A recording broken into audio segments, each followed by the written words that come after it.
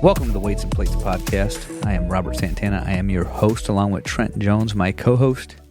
Good afternoon, sir. Good afternoon, indeed. It's 2 p.m. here, and yeah, I'm fading, but not fading fast. You know, I still have some juice for this podcast. I see you hitting the coffee over there. You know, that's you're dancing with the dragon. Yeah, you start hitting the coffee afternoon, then you might be up till 2 o'clock this morning. Next morning. That's medicine for me. Remember this, because my brain chemistry is all fucked up with the ADHD, and real ADHD, right. not the fashionable shit where people just want an excuse to take drugs. You know, I don't take drugs. I've been prescribed them in my childhood and tried it in college, and I don't even take supplements. You know, so like I would take that, and I'm like, I am not fucking handicapped. I could figure this out, and then. The last time I revisited the idea, the physician and I had a psychologist as well both tell me that if you just drink coffee, it has the opposite effect on your brain as it would on, you know, a brain with normal brain chemistry, whatever that is, you know. So I was like, well, you know, fuck it, I'm going to do that. And I've been doing that ever since. You know, I have, you know, big serving in the morning, big serving in the afternoon, and I sleep like a baby. All right, man. Well, I'm jealous. I'm jelly. Yeah. Yeah, I love the stuff, but I gotta cut it off because otherwise I'll just be up forever. The thing with these meds, man, and this is like, you know, outside of our wheelhouse, but these fucking meds like Adderall and shit, they're basically like meth, and you know, I don't want to get my heart rate up and my blood pressure up for hours of the day. You know, I don't like the idea of that. You know, they are amphetamines, is what I understand. Yeah, exactly. You know, you know, one functional group difference. You know. Mm-hmm. Do you remember? Did you have this at your school? I always remember around like finals time, like midterms and finals. You'd have like I'd go in the library, and there'd always be like kids outside, like walking in. They're like, "Hey man, you got any Adderall? Jeez, got any Ritalin?" You know, they just come straight up and be like, "Hey man, you got any Adderall?" Or sometimes it'd be the opposite. It'd be like, "Hey man, you want some Adderall?" No shit. You want to help us at the studying? You want to make A's? And yeah, they were really brazen about it. Man, I wish I was more of a crook. Flip some damn Adderall. There was definitely well, at least at the University of Texas, there was a healthy black market for Adderall, especially around final time. So yeah, I never took it either. I've always been the kind of guy that like I took I was driving back from South Dakota it was a hunting trip. I was driving from South Dakota to Texas, and I took, you know, a 7-hour stint at the wheel or whatever it was, and it was overnight. It was, you know, we drove all through the night. And a friend of mine he was like, "Hey man, I got this stuff, modafinil, I think is what it was. Mm-hmm. I think it was modafinil." And he's like, "It's kind of like a caffeine pill." And I'm like, "Okay." He's like, "It'll just make you alert." And so I took one of those, and man, I was just fucking wired all night. But it wasn't like the jittery kind of thing you get when you drink too much coffee, or that I get when I drink too much coffee, like where it's like a physical like kind of jitteriness. This was just like my brain was super clear, but I was also like just crazy wired. So he put on this like electronic music stuff that was real like kind of deep house or whatever, and I'm just like inside the music the whole time just in the middle of nowhere in like Nebraska, driving at 2 a.m. in the morning.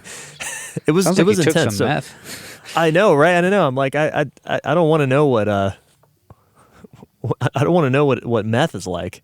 I don't either, man. So anyway, yeah, that's I stay away from that stuff. I guess I'm a lightweight. Yeah, I'm all natural, whatever that even means. What's natural, you know? What is natural? Yeah. 50% eating 200 grams of protein natural? I think probably not. Did you ever I think I mentioned this in another episode. Did you go to 50% Natty's Instagram page? I forgot about that. I'll have to check that out. I think he said you have to be an unvaxxed vegan. I forgot what the other thing was to be considered natty. I have some things I could say there, but I'm not going to. Yeah. I might write an article about this. You should. At some point. What's natural? I have an article idea. What is natural? What is natural? I don't even think eating 200 grams of protein a day is natural. that's far in excess of what we need to survive. I mean, I guess if you kill an animal in the wild, I was about to say, you kill a woolly mammoth and pig out for a week or whatever. And hey, you got to eat as much of it as you can because it's going to go bad. Store it up, but yeah, probably for the vast majority of our ancestors, 200 grams of protein a day. That would be a ridiculous luxury. That would be my guess. Yeah. But so today we want to talk about eating some more, eating for muscle gain. I was about to say bulking, but I think that's maybe not quite the right term. I don't know. We'll get into it. But I've had a lot of requests, people that have messaged me on Instagram and elsewhere about, hey, can you talk about this topic of eating to gain weight, gain muscle, etc., but for women specifically? Yes. And we mentioned in passing on the previous two episodes about bulking and bulking part 2, that really physiologically, everything we talked about in the context of men is true for women as well. I mean, we're both humans, right? So physiologically, all the same things are true, right? So if you eat to gain weight, you will gain muscle and fat in some proportion. If you eat to lose weight, you eat in a calorie deficit, the same thing will happen. You will lose some fat and you will lose some muscle. So physiologically, the same process happens for women, just like it does for men. However, the degree to which that happens is different, and the scale of the whole body composition change is different. And we need some different context when we're talking about women, right? I'll turn it over to you because you have more experience with female clients than I do. Sure. Yeah. I got some messages too, and last time we were going to talk about it, and I got sidetracked and just kept going because a lot of guys just don't want to fucking eat. But we're not going to go into that again. I'm going to get right to it. So, I've worked with a lot of female clients. I've worked with a lot of male clients because I get a lot that aren't necessarily training for strength. They're they want weight loss and they want to look good, which in reality means holding on to the muscle mass, right? Mm-hmm.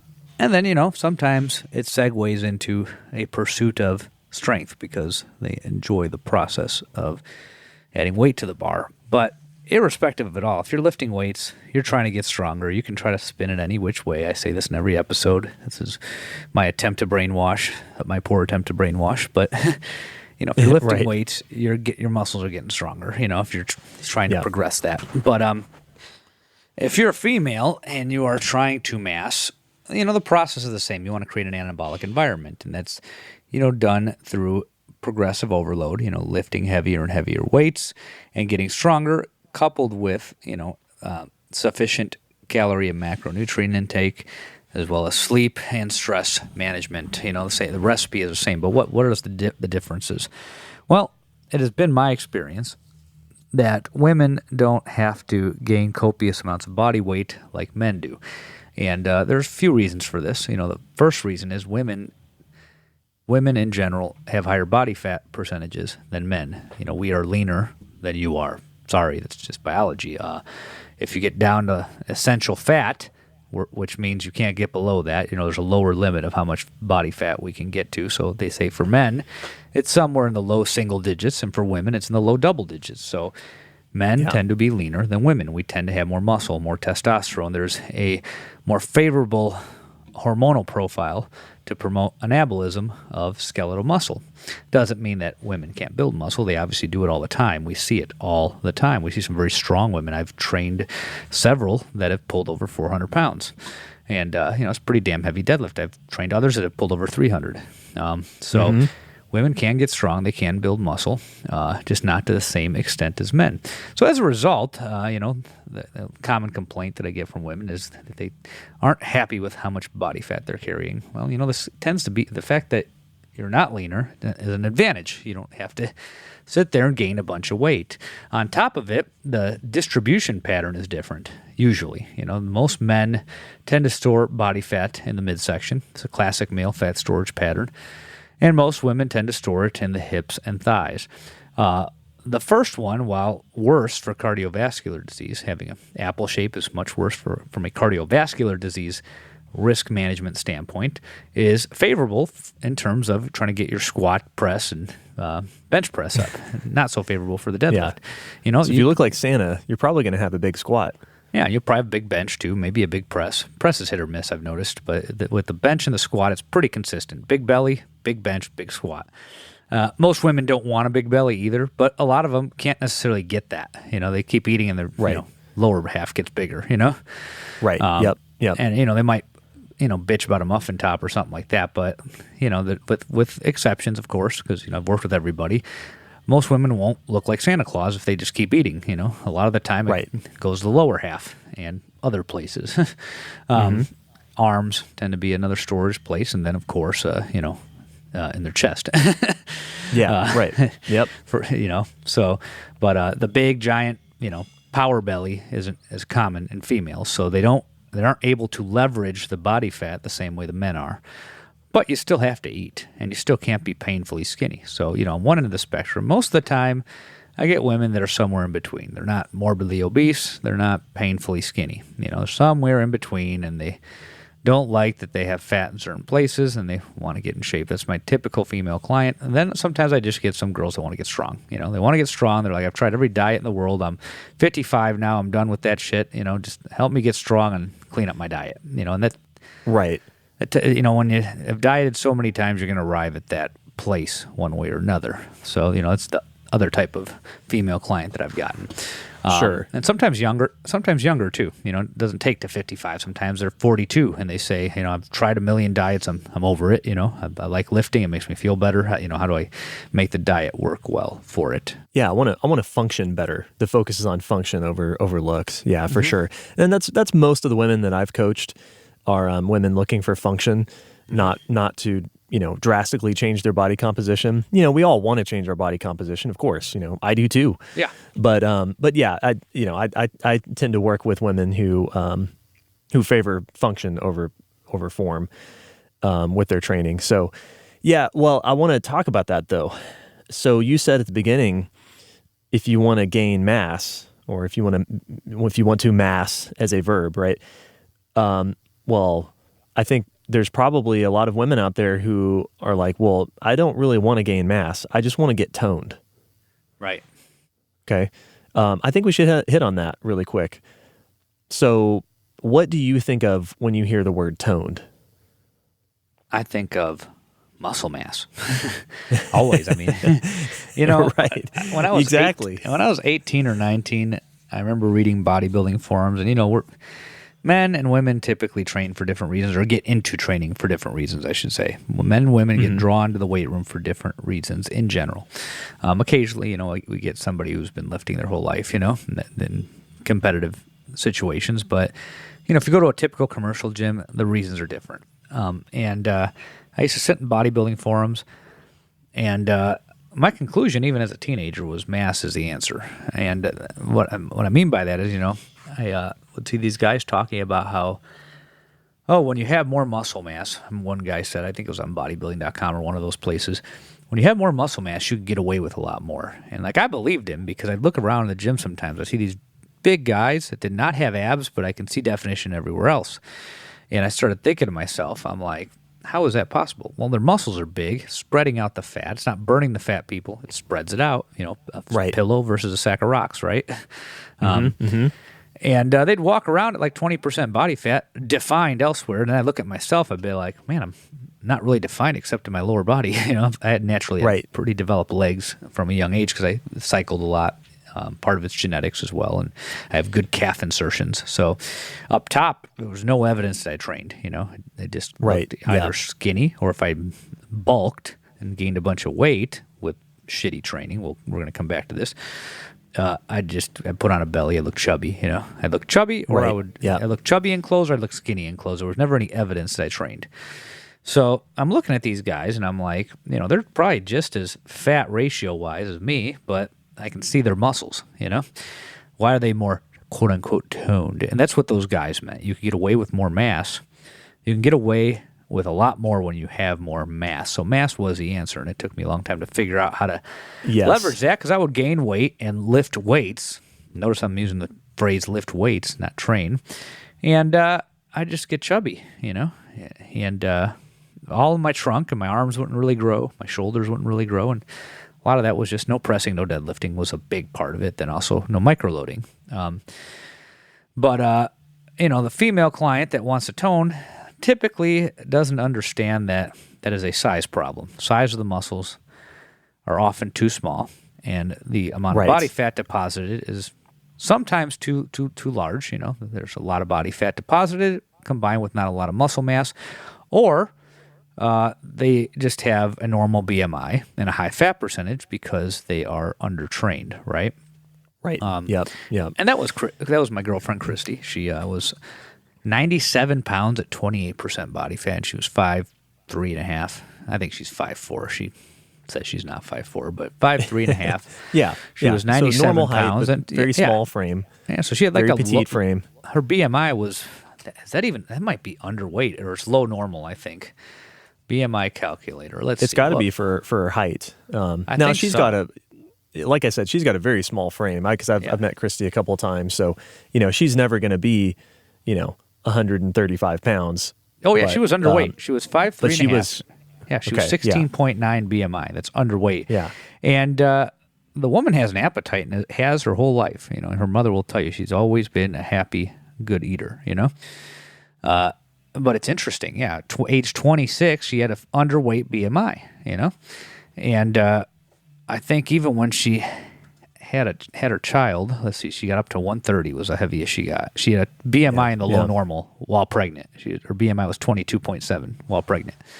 Yeah, and I think most women gain 20 to 30 pounds during pregnancy. I think that's kind of an average. That's what she gained, yeah. She went from 130 back down to 97 because that 97 BMI was while she was a doctoral student after she had her child. So she dropped about 30 pounds like that, and did her PhD. And we have that DEXA still, 28% body fat, So thankfully, she wasn't involved with fitness or any of this shit, She didn't think in these terms, It was just like, well, whatever, I'm skinny, My dad's skinny, Yeah. And, when she met me, I got her into lifting, and she gained, by the time I had met her, that was probably 5 or 6 years after that DEXA. So she had, think about it, 5 to 6 years, she gained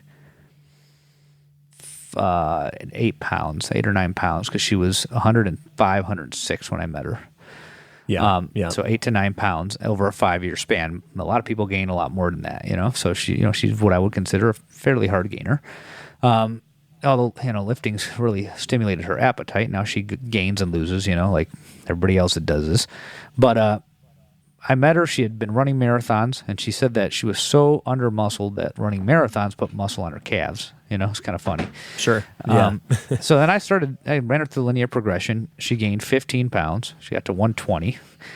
And then, she stayed around 115 for a while. Now she sits at about 120, looking the way she used to look at 115. But anyways, the cool thing is she did her fat percentage again, post linear progression.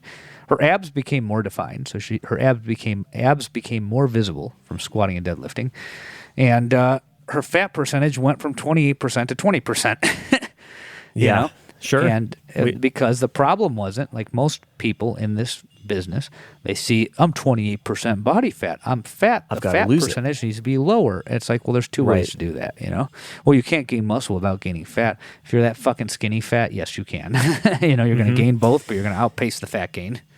That's right. Yeah. So there's a few important concepts there. Number one is that the rate at which that happens changes as you train. When you're a novice, and especially if you're like Christy and had no prior exposure, like you and I, we've talked about many times, there was a time where we found the starting strength linear progression and finally trained in a progressive manner correctly.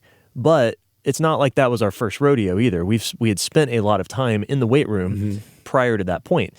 And even though we were still novices because we had never trained before, we still had a lot of prior exposure, which means that our results from that novice linear progression onwards were always going to be a little bit slower because we already had some sort of adaptation, right? But if you are a true rank novice and you really don't have any sort of athletic adaptation that you've gone through, then yes, your rate of muscle gain can be much faster in the very beginning.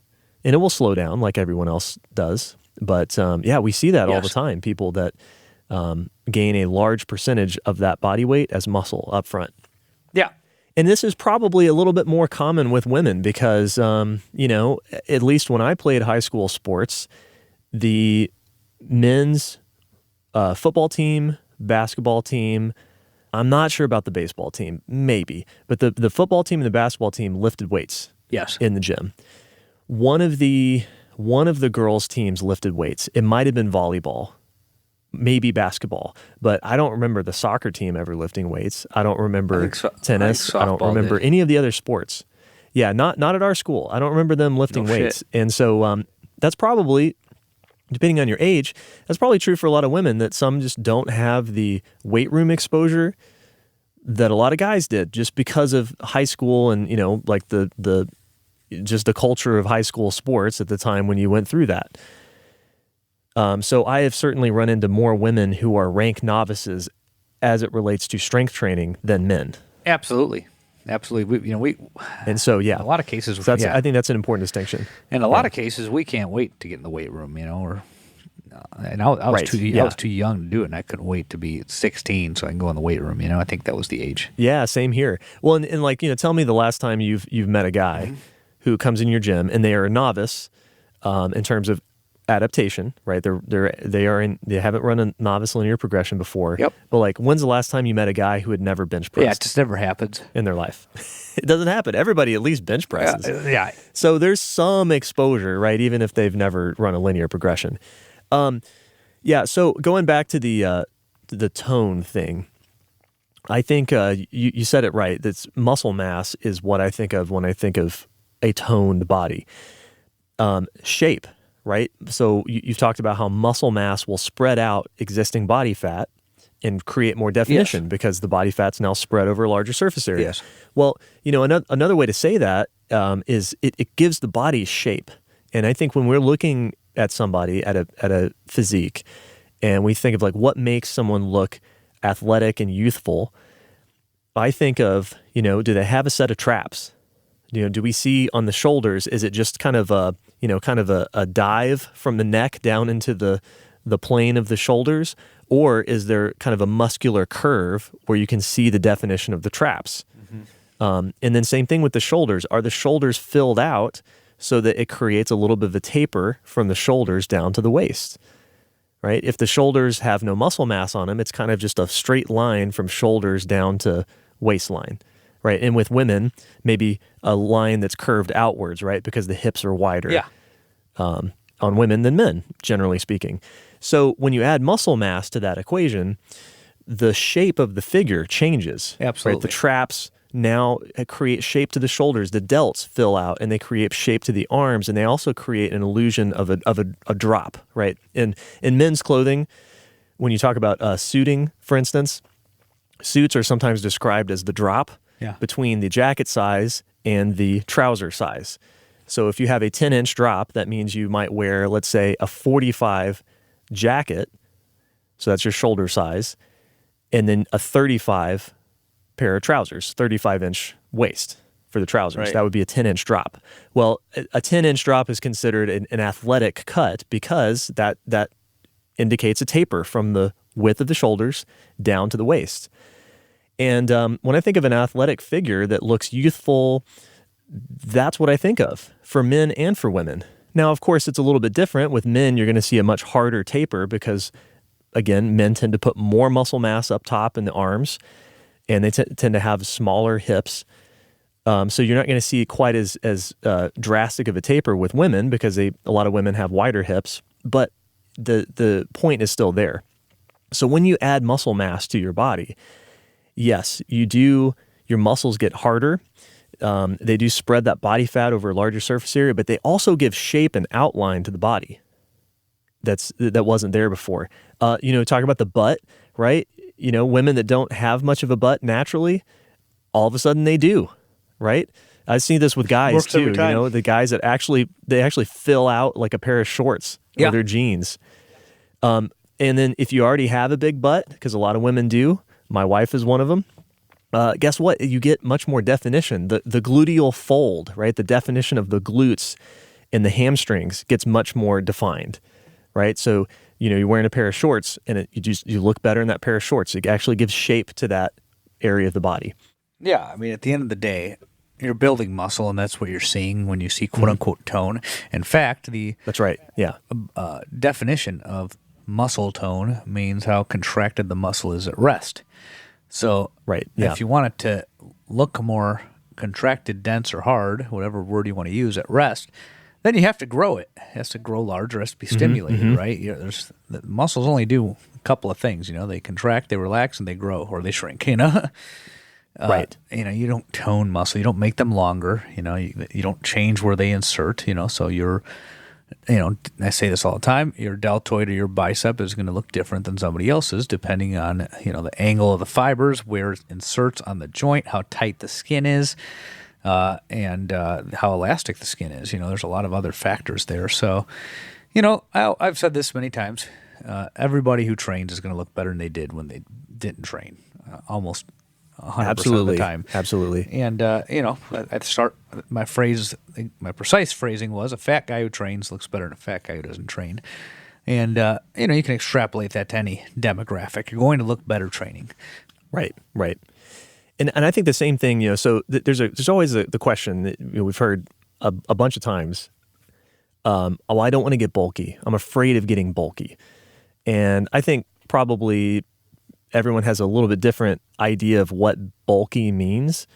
I think my conception is probably different from your conception, listening. But I think the same thing about when I'm talking about shape applies, Yeah. So, my wife, again, she's a good example. She is naturally a fairly square physique. So her frame is pretty square. So she's a small person. She's 5'3".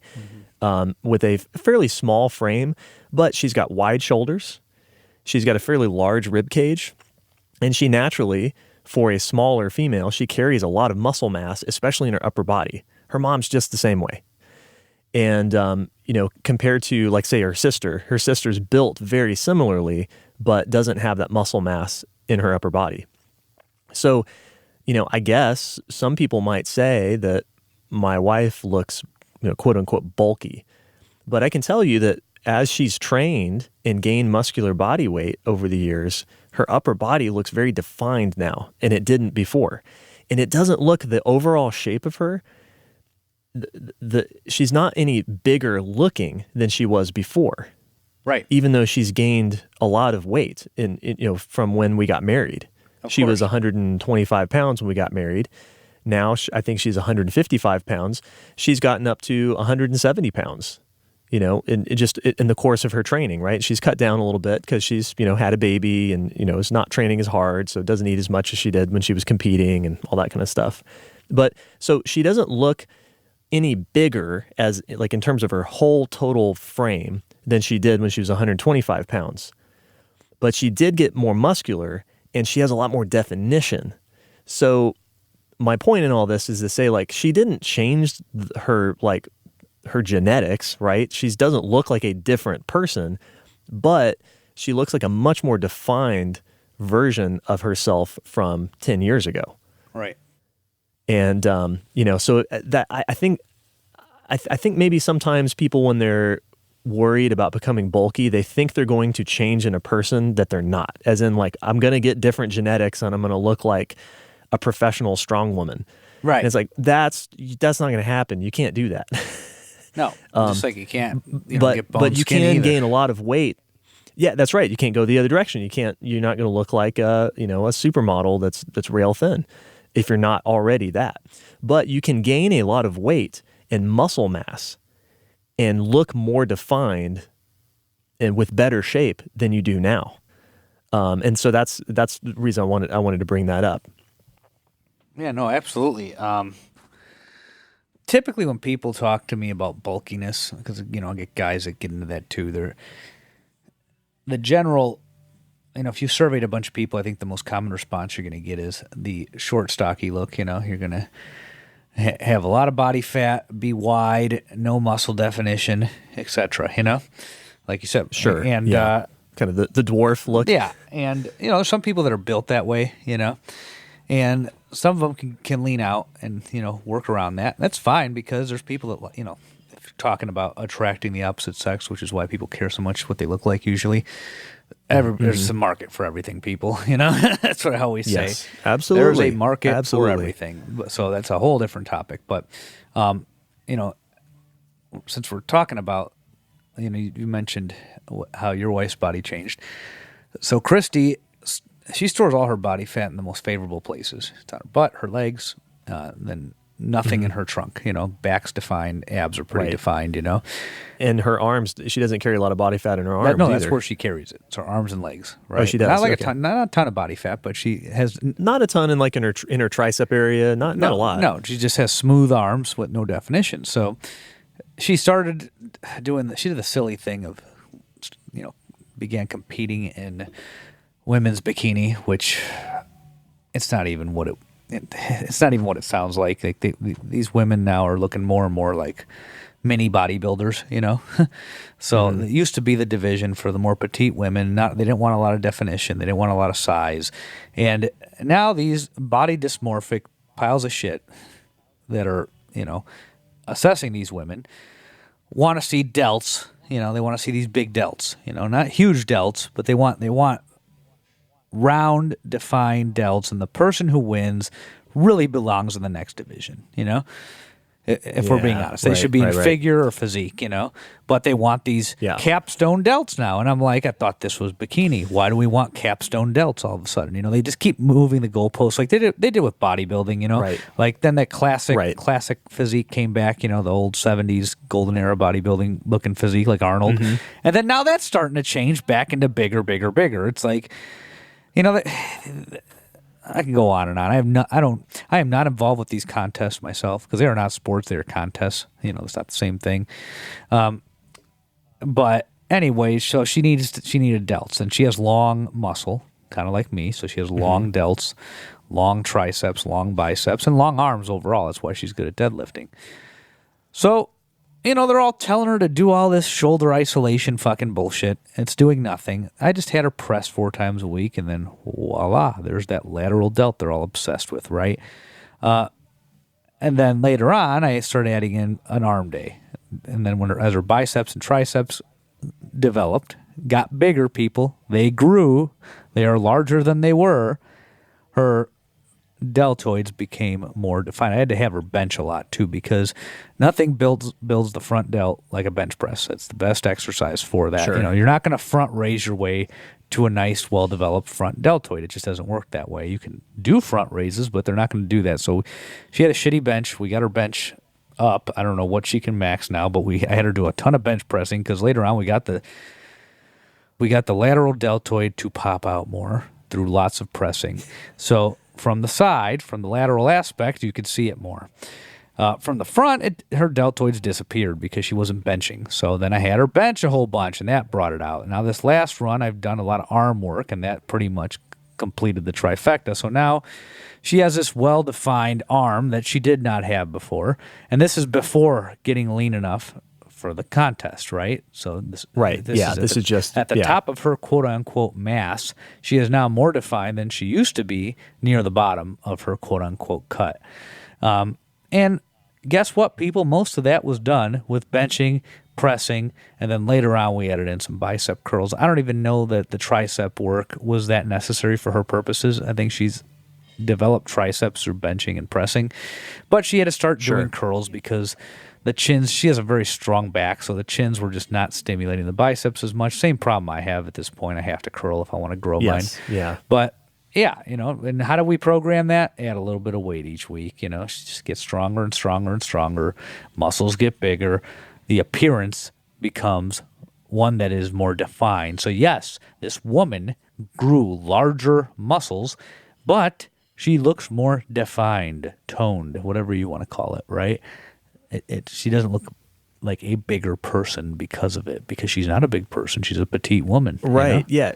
she's still a very petite woman with a small frame. Now, is she going to get capstone delts? That's not going to happen. She's got long deltoids. The only way she can offset that in competition is by bringing up other muscles that these people look at, although they're all fixated on this fucking lateral delt, which really has no place in women's bikini, in my opinion.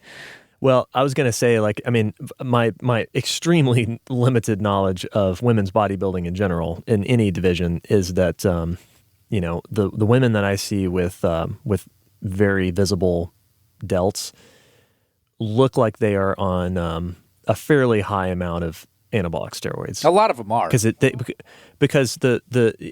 that I don't even know if you'd call it a capstone delt, but it's like a delt that extends like a peak, diagonally up and away from where their natural shoulder joint is, from where the bony part of the joint is. It's like the delt grows up and away from there. Oh yeah, and it's like you took the delts off of who was that we were talking about all the time, the Witcher guy, Henry Cavill. Yeah, it's like you took his delts and then pasted them onto a much smaller female bodybuilder.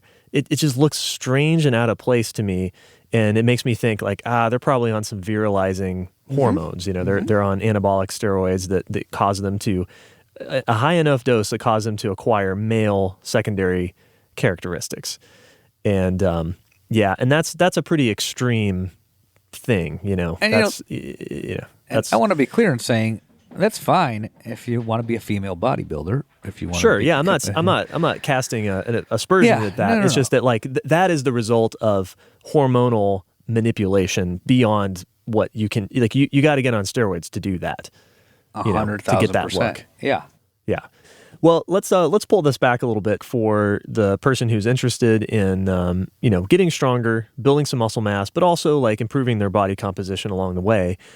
So, for the women that need to gain muscle mass, which is most of them that I run into, just like guys, most of the guys that I run to need to add muscle mass. There's very few that I meet that I'm like, yeah, no, you're good there. Actually, let me really revise that. There are no people that I meet where I say, you got plenty of muscle. You don't need to worry about that. No, everybody needs to gain muscle mass. But let's talk about what are kind of some typical caloric surpluses that you advise for women, right? So keeping in mind that women are they're smaller people, so they're eating fewer calories at baseline than most men. And like you said before, they're not able to turn those excess calories into muscle as efficiently as men can. So what kind of surpluses do you typically advise for women? Typically, women are more metabolically efficient than men as a general rule, because think about it, they have higher levels of body fat for a reason. It's more advantageous to their survival and survival through a pregnancy. So yes, you are going to gain fat easier than us, and you have less muscle mass, so you're going to burn fewer calories than us, and you're lighter, usually as a general rule. If you compare apples to apples, a thin woman's lighter than a thin man. A fat, overweight, obese woman is going to be lighter than an overweight, obese man on average. Yep. Right. Obviously there's women that are heavier than men and vice versa, but that's not what we're talking about. So, you need fewer calories, less muscle mass, less body weight, less testosterone, and a tendency towards metabolic efficiency, which means you store energy efficiently. You don't burn it off, which would be metabolically inefficient, the skinny guy that needs 8,000 calories. So, I've seen a variation anywhere from 1,500 calories to have had women that eat 3,000 calories, and it just depends. Okay. I had a highly athletic female with a high vertical jump who put away 3,000 calories a day and had a hard time gaining the weight, and she pulled it off, but she had to eat 3,000 a day. Christy's baseline is 2,500, I think, somewhere between 2,000 and 2,500. To maintain. Yeah, my more metabolically efficient women that are even more metabolically efficient than, your average woman that tend to gain fat easy, it's somewhere under 2,000, could be 1,500, could be 1,800. 1,800. Somewhere around. These are just ballpark figures. I know somebody's going to call in or send us a message. I maintain on 1,200 calories. All right. Well, more reason to train if that's actually true, In my experience, when I hear about that shit, I maintain on 800 calories. I maintain on 1,200 calories. There's often a mismatch between what they're saying they're eating and what they're actually eating. So that might mean you're eating 1,200 calories Monday through Friday and then eating 3,500 calories Saturday and Sunday. These are gross exaggerations, of course, or you're eating 1,200 calories and sneaking in another 500 throughout the day that you're not counting because it's like a handful of this and a handful of that. We're not very good at reporting things. The point is you're trying to undereat, and you're probably being unsuccessful because you've been doing it for so long. This is a common issue that I have with female clients, is that there's a lot of undereating going on, but then it's also there's compensatory behaviors that are either being minimized, not reported, or they're just not, they're not even noticing they're doing it. And the men are guilty of this too. This is not, behavior crosses the sexes, but the reasoning is different, But most human beings aren't good at reporting things. I get obese men, they're like 300 pounds, that swear to me they have to eat 1,200 calories to lose. And if you really get to know them, you find out that they're eating 6,000 calories once a week, or they're adding in another 2,000 calories to the 1,200 they think they're eating, We're just not good at reporting shit, So, I don't subscribe to the idea that a woman has 1,000 calories to maintain unless they're trying to maintain an unreasonable weight. That happens too, where you got a woman that thinks she needs to be 20 pounds skinnier than her body wants her to sit at. And one way or another, I know you want to fight this, ladies. I know some of you are out there, and there are 10% of audience that's women. I know one of you wants to be some arbitrary weight. You want to be 100 pounds when your body wants to be 130, and you can't figure out why you keep going back up to 130. It's biology. You're not supposed to be 100 pounds, Yes. I've had women that, are taller, and they want to be like 130 or 140 because of the muffin top. I'm sorry. Right. Yeah. I know you hate your muffin top, but your body has other ideas, and if you keep fighting it, it's going to make you eat one way or another. It always happens. Always. Right. You will eat the food one way or another. I have noticed this too with women who are taller. So, 5'7", 5'8", 5'10", over 6 feet. Work with some women who are over 6 feet tall. And it's like, I don't think, you said before, women tend to be lighter than men, across BMIs. Well, it's the same thing's true, but you got to scale it up for height. And I find a lot of times women that they struggle to scale body weight up with their height. So if you're a 6 foot tall woman, you're going to weigh more than a 5'4" average height woman. Like that should be a duh, right? But I think a lot of times they're kind of like wanting to have a average body weight of someone who's much shorter, but they're not counting for the fact that they're taller, and kind of my sort of very rough, finger to the wind estimate of body weight is that when you add an inch of height, you add about 10 pounds of body weight. So if a trained, muscular female that's 5'4", 150 pounds, if she was 6 foot, you would probably expect her to weigh closer to 200 pounds. Right. Maybe a little bit more, right? Just depending on frame. It's always a plus minus, because if you've got a bigger frame, you're going to carry more body weight. If you've got a skinnier, smaller frame, you're going to carry a little bit less body weight at the same height. But that's the thing, this sort of like, and that's something that I've seen come up too with some women, that 200 pounds is like a big thing. It's like, I can't weigh more than 200 pounds. And you're like, well, I mean, but what are we comparing to here? If you're a muscular, well-trained woman and you're over 5'10" or 9 or whatever, 200 pounds is a very realistic body weight. Absolutely. And the same thing is true with that we said before, right? It's like, where are you going to get the shape of an athletic, youthful looking body? Well, it's going to come from muscle mass, and you might weigh a lot more than you think. I think people, when my wife weighed 170 pounds, I think people would be shocked at her body weight. If they met her, when she weighed that. I think they would be utterly shocked that she weighed that. I think most people would probably guess, I don't know, 135, 145, and would have no idea that she was carrying an extra 30 pounds. People always think you're lighter when you have more muscle on you. Yeah. Yeah. So yeah, that's just something I've noticed that there just that's why we said before we did a whole episode on this. Throw out the damn scale. It's not useful. The body the scale of like what your body weight is. That's just like one of the least useful metrics at the end of the day. You weigh what you weigh. If you want to build muscle, the number needs to go up on the scale, but we don't really care what that number is in a vacuum. Let's talk about that because I think people want to hear about this, and I haven't really addressed it. But okay, if just like we have for the men, if you're a big fat guy, we say, okay, you got to do this. If you're a skinny guy, you got to do this. Then the in-betweeners, that's my bread and butter, the skinny fat guys. I give advice there. So what about females, right? Well, similar kind of rules apply. If you are overweight or obese and you have weight to lose, you're going to gain muscle mass and lose body fat, and you're going to look more defined at the end of that.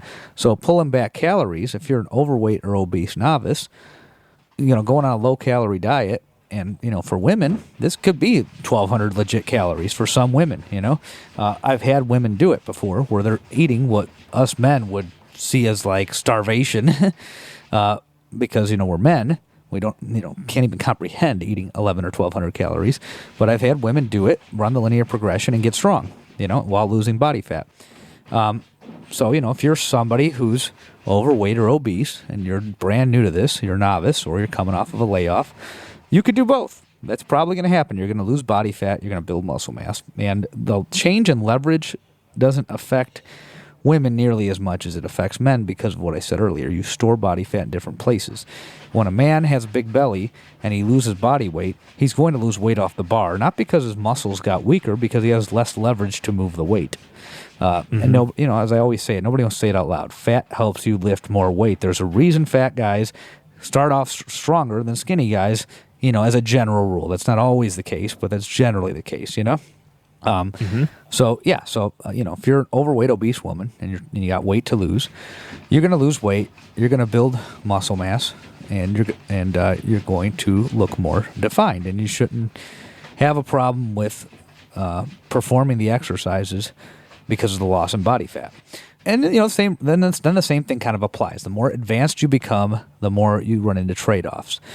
I noticed with intermediate and advanced women, it's less of a problem than intermediate or advanced men. They tend to be able to cut weight a little bit easier without seeing so much loss off the bar or weakness, etc. It seems that cutting body weight for women doesn't affect them as much as it does men, but I have seen it affect them. Don't get me wrong. It's just, again, I think the leverage has a lot to do with it. If you're a guy losing 20 to 40 pounds, you're changing the size of your body quite dramatically in places where it helps you move the weight. That's usually not the case for women for reasons I've kind of repeated myself on in the last 5 minutes. So that is, my general assessment for the overweight or obese novice female. Then you get your skinny female. I mean, that's pretty simple. You got a mass. Like if you're in Christy's case, she has an underweight BMI or slightly normal weight BMI, by the time I met her. She had to gain some weight, then her body fat percentage went down, and her muscle definition went up, and her body weight went up. She gained 15 pounds. If you're a skinny woman, you need to eat more, just like the skinny man does. You don't need 5,000 calories, but you might need 2 to 3 depending on, your level of activity, your athleticism, etc., don't gain the weight super fast. I mean, like we tell the men, just, gain 70 pounds yesterday. Woman doesn't need to do that. It's just the leverage. A lot of the time, you're not going to get the leverage out of having the extra body fat. It doesn't help you as much. So, gain it steadily, eat enough, train. If your lifts aren't going up, eat more. That's kind of my approach to everybody, except the real skinny guys. I'll let them get real fucking fat because they need to get strong. But in general, if I get like a skinny fat person or overweight obese person, I'm going to, steadily work on those calories, right? Versus doing dramatic stuff. Like if it's the big person that needs to lose weight, I'm going to cut calories slow so that they can continue to progress under the bar. If it's a skinny guy who needs to gain weight, well, that guy's going to eat as much as he can and gain weight yesterday. If it's the skinny fat guy, we're going to go nice and steady. And that's kind of how I approach women that are thin and women that are skinny fat. I kind of approach it very similar, but with the women that are skinny fat, I might start lower. Like, whereas, I take a girl like Christy, okay, you're eating quite a bit, I know because I was hanging out with her all the time, she ate quite a bit. She has a good appetite. So I knew her calories were over 2,000, and a lot of the time that tends to be the case when you're dealing with a woman who's a metabolic furnace, somebody who's metabolically inefficient, can eat more calories. So, that's how we approach that. Now, the skinny fat woman, typically it's the same as a skinny fat man. He doesn't need, if she eats copious amounts of calories, she's going to start storing body fat, and it's going to grossly outpace the muscle mass, and she's going to get frustrated and not want to lift, which is what happens with the skinny fat male as well. So I take a more gradual approach. I typically take the Bo Bryan approach. A lot of other coaches probably don't remember this, but in the 2015 coaches conference, when I first met a lot of you guys, he said, I'm not a nutritionist, I'm not a diet guy, I'm just a strength coach, and I tell my women, eat 1,800 calories a day and don't worry about anything else. And I heard him say that, and I thought about my own experience as a diet coach, and I'm like, that's pretty simple fucking advice, And he's not saying that to the skinny women, because the skinny women are asking him, why can I gain weight? And he's probably giving them a different set of advice. That's just not the problem we tend to run into. We don't get beanpole females lining up at the door of most gyms. Typically we get females that are either skinny fat or overweight obese. That's the more common demographic, and it's the same with men actually. We get in the strength business, we do get a lot more beanpoles that want to put on muscle, but it's still much more common to get a skinny fat or a overweight obese person. But yes, I'm with Bo on that. I think for your average skinny fat woman, 1,800 calories is a good baseline to start getting strong. So if you're like 5'7", 160, untrained, and you think you're soft and squishy everywhere, then that's probably a good place to start. And then do your linear progression and start getting strong. And then you'll start to see your body change over time if you give it time. But the main thing is you don't want to ramp the calories up too fast, because then your fat gain is going to outpace your muscle gain. You're not going to like the way it looks, and you're probably going to quit, which is what we do not want you to do. Yeah. No, I think I love that advice. I think it's great. If you're older too, if you're over 40, I think about the exact same approach. You don't need very much, yeah. Right. Yeah, when you get it to be over 40, 50, 60, wherever you're at, slower is better. So you might be in the same thing where you're just like, hey, I need to gain weight slowly, but if you need to gain 10 or 20 pounds, that doesn't need to happen in 3 months. That might happen in a year, right? What would that be? A year would be 1 pound of gain a month, would be 12 pounds. It might happen in 2 years when you're a little bit older, and that's fine. That's fine. As long as the scale is going up gradually over time, then you're going to put yourself in the right environment to build muscle and keep your lifts going up. I want to say one other thing about appearance that I think is underrated and something I see a lot. I agree. I see a lot of women who are skinny fat and under eating. Mm-hmm. It's very common, and they're under eating because they can't perform. They miss, if they get into lifting, they miss lifts earlier than they should. So it's not a programming issue, but it's just a recovery issue.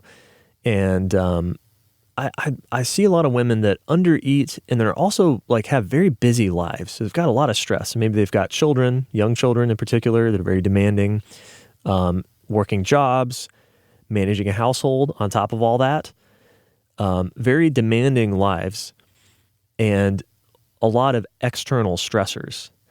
And then when it comes to their fitness, they try to work out hard and then also undereat and really limit their calories because they're afraid of gaining fat.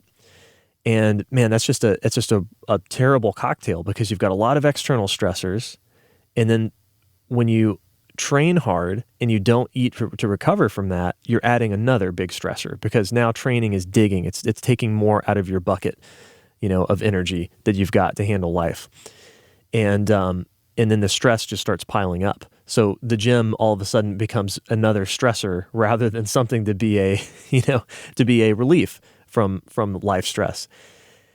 And that has a big effect on your appearance that I think is underrated.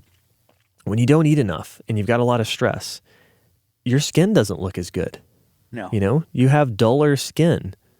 You have more wrinkles in your skin, right? Your demeanor, just the way that you carry yourself. If you're carrying a lot of stress and you're stressed out and anxious all the time, you don't carry yourself as confidently. That shows up to other people. They may not know why, but they see it. When you eat more food and you fuel yourself and you give yourself lots of extra calories for your body to build up, it's not just muscle and fat we're talking about, but there's also like the rest of your body. You know, your skin looks healthier. It has more color to it. It has more glow to it. You carry yourself more confidently because now all of a sudden the gym it's a relief from stress, not another stressor in life. So, you know, this goes beyond the just hard physiology of like muscle and fat and, you know, lean mass. But when people are talking about changing their appearance, I think that's really underrated. But people pick up on that. And I notice it. I see women that run themselves into the ground and are trying to train because they want to improve themselves. But they don't eat enough to handle the training and everything else that life throws at them, and they look run down because they're not feeding themselves enough. Mm-hmm. And I hate to see that because because they're really trying to improve themselves, but they're pulling the rug out from all their progress by just not eating enough. You know, and part of that is that there's this association with appearance and health. You can look great and be in shit health. Come on, you know. Plenty. Yep. I mean, this one kind of makes me sad, but, you know, take a look at Ronnie Coleman, you know? Yeah. He won 8 Mr. Olympias. I know the ladies here may not be familiar with who he is. Some of them may, some of them may not. He was, he won the most bodybuilding championships in terms of the most competitive venue out of any other competitor in the last 50, 60 years since the Olympia started. Yeah, and he's the king. He's King Ron, right?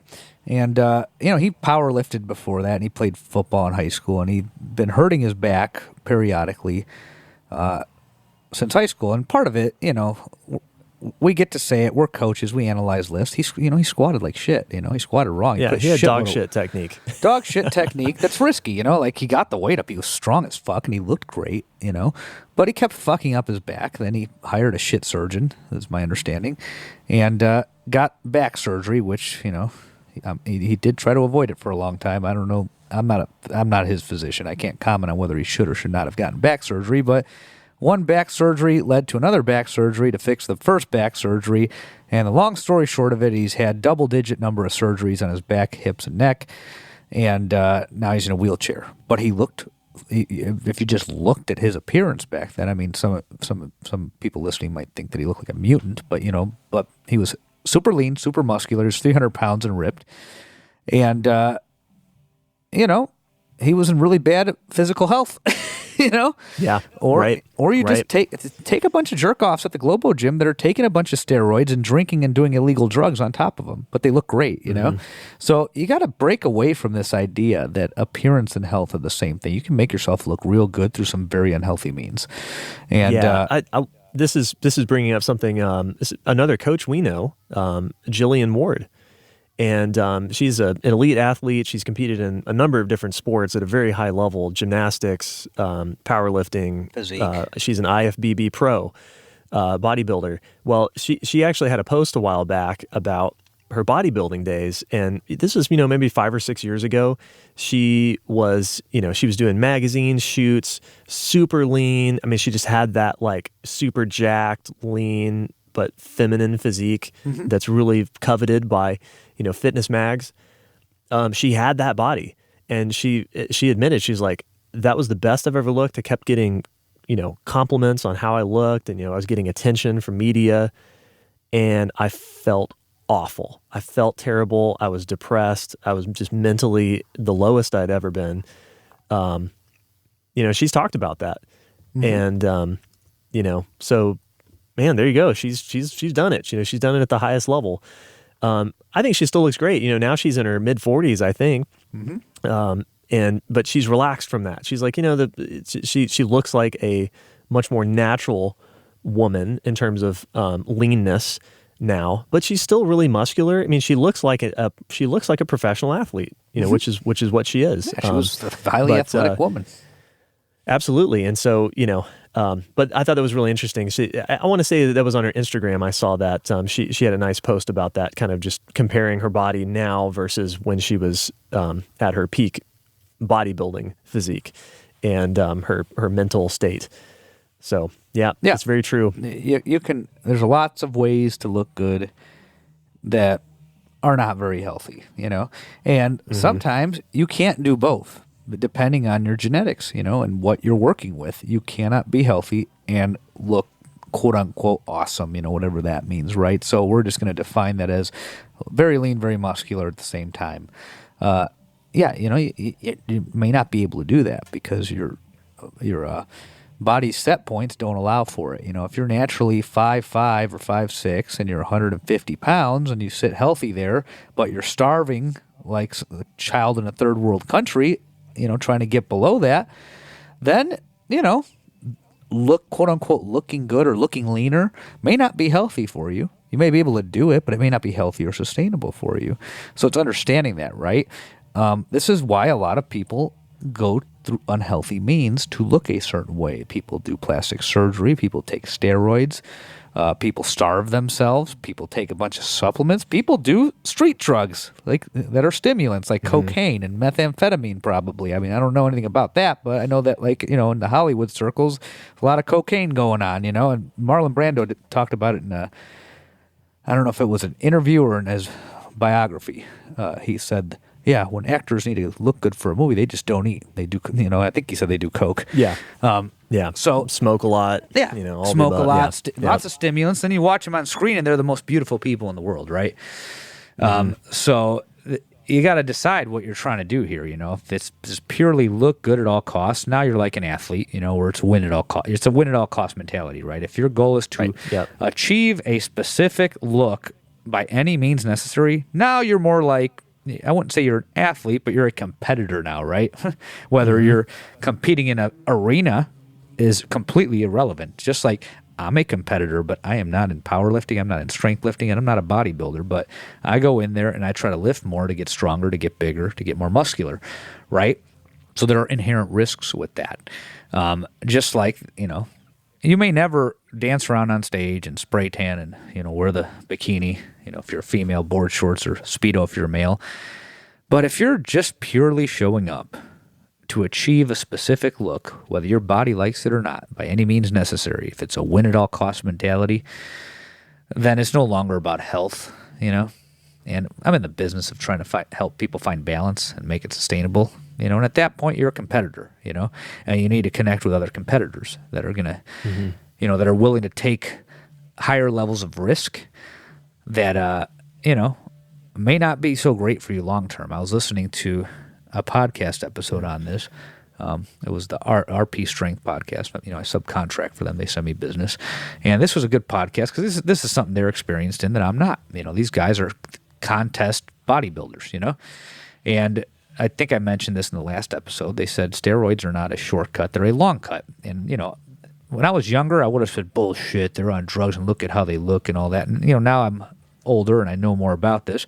And what he meant was that you are basically subscribing to a lifestyle at that point that's very high maintenance and very risky.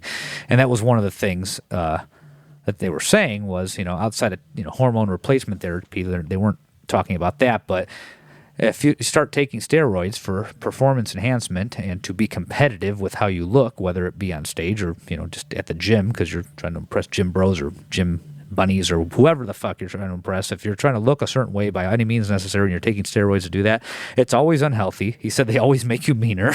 He's like, what did he say? That, with alcohol, there's happy drunks and angry drunks, and there's a variety of different personalities that come out. But he said with steroids, everybody gets meaner. I have no comment on that because I have no experience with it, but that was a part of that episode that I found funny. But where they really hit home was that, you're agreeing to a high maintenance and very risky lifestyle when you do that. And, again, those guys are competitors, Mike Israetel is a competitive bodybuilder, He does shows and he has a business and he makes a lot of content about this.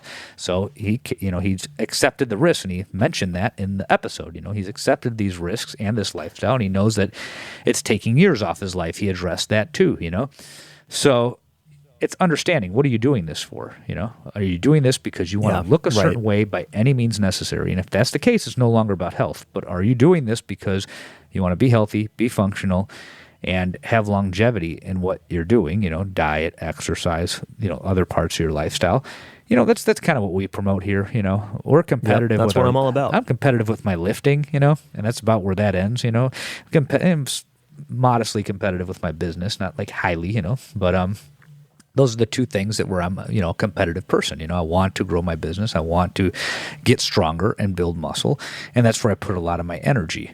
And there are trade-offs with those things too. Like, I know I can get hurt. I fucking hope I don't, I pray every day that I don't get hurt, but I could get hurt. I'm pushing my body to its limits. I think because I'm not on drugs, it's less likely to happen because I have shutdown mechanisms that don't let me push harder than I need to.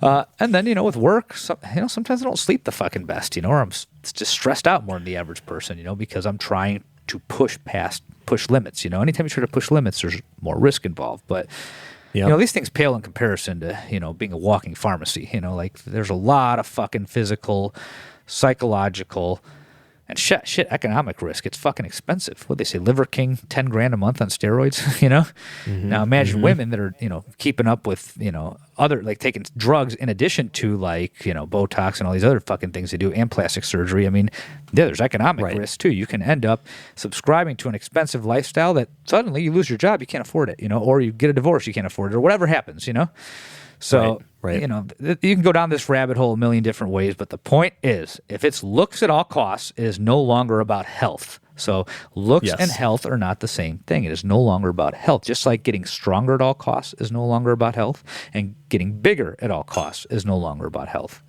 Now you are a competitor, but health, longevity, that's what we deal in, and that may mean you're carrying a little bit more body fat than you want to. That means the muffin top may be there to stay, and you got to find ways to accept that, Yep, totally agree, man. That's what I'm here about. I'm here to help people get healthier, get more functional. They're going to look better in the process, absolutely. But it's not, definitely not looks at all costs in my camp. So, I'm glad you made that distinction. I hope the ladies listening appreciated it. I promised that I would do an episode on it. Absolutely. I hope that was helpful. And it was good to hear your perspective since you do work with so many female clients. All right. Well, let's close out. I don't know where we're going next time, but I'm sure we'll have a topic for you. So thank you for tuning in to the Weights and Plates podcast. You can find me at weightsandplates.com or on Instagram at _Robert_Santana. You could come visit me at the gym if you're in Metro Phoenix. I am about 10 minutes south of the airport in the South Mountain neighborhood. Weights and Plates Gym. We have an Instagram page that I fail to update. I keep saying I will. At some point I will. It's weights _and_plates. All right. You know where to find me. On Instagram at marmalade_cream, or you can email me with any coaching questions. jonesbarbellclub@gmail.com. All right. We will talk to you all again in a couple weeks.